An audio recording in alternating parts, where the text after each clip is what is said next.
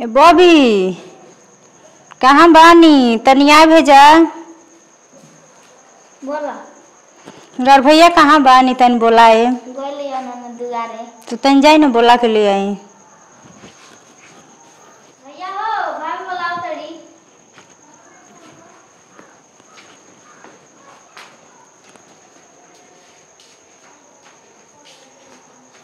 कहो का जी रउआ खाली यहाँ घूम हमार देह दर्द करता दर्द के मारी हमरा अमी नहीं दर्द लागल। करता? हाँ अच्छा तो रुको मैं कौन बहन बात बा रुका बड़ी गर्मी है तनी निकाल ली कपड़वा तनी निकाल ली रुको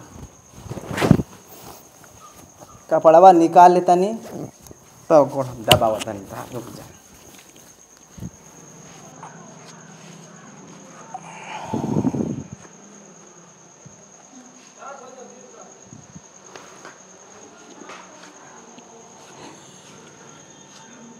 ठीक बा हाँ आराम मिलता।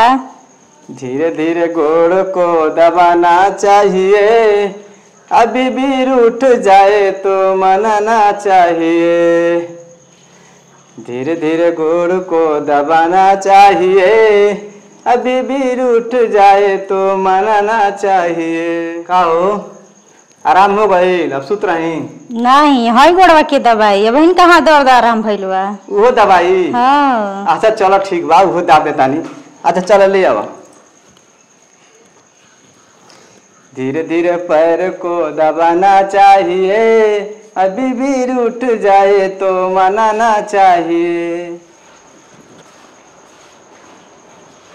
ए भैया का रे? होता ई हां पागल ले काते हैं पूछे तड़े दांत नहीं खे पर दबोले से स्वर्ग में आदमी जाला स्वर्ग में सीधे स्वर्ग मिलेला एकदम जानले का बुझले स्वर्ग में जाई स्वर्ग में यही से पर दबावता नहीं ऐसे परेशान न लो। हाँ, की आवा को दे आ तो का बुझे तारू दांत नहीं खू देखा जाके कितना आराम अब अपने बाटे। माई से लहरा देम कि भैया गोड़ दबात रहना भाभी के काय खातिर बिया के लिए आइल बड़ा गोड़े दबाव खातिर ना हम इनकर घर संभारी तो हमारा के संभारी हमार गोड़ के दर्द करी। दबाना चाहिए दिबी रूठ जाए तो मनाना चाहिए।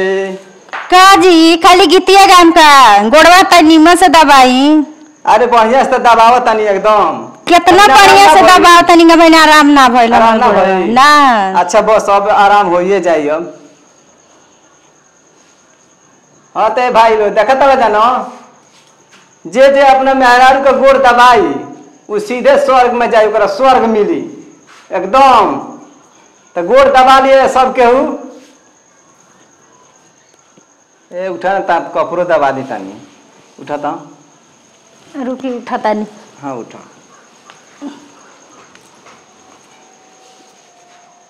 हां ये करो चल भाग अभी ना दे तब तो ते नहीं जानबे हमने की राज के बात बाटे।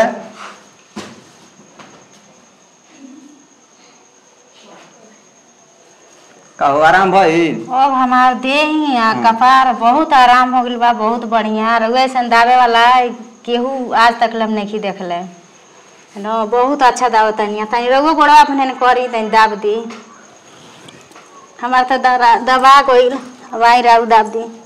अच्छा हम सुत रही हो अच्छा ठीक बाटे तब दाब देतन ए चाहे रह द हम वही तरह खुश बानी ए भाई दीता सु दबा देतनी वही तरह हम खुश बानी एकदम। चले ठीक बा खुश बानी घूमे वाला आदमी के थोड़ी ना दर्द करेला ठीक बा। हाँ। हो चलो अब तनी सुत रह तनी हमनी के सुती सुत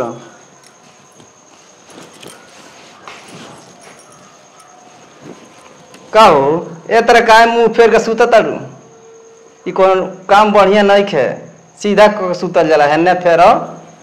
अरे हम सब रात तमाशा जानते नहीं ठीक बा चले ठीक बा बे आओ तनी हम आई बात देखो ना मेहरारू तो पढ़ा के चल गई अब तो अबे ना करी बुझाता भूलिया दलस हमरा के।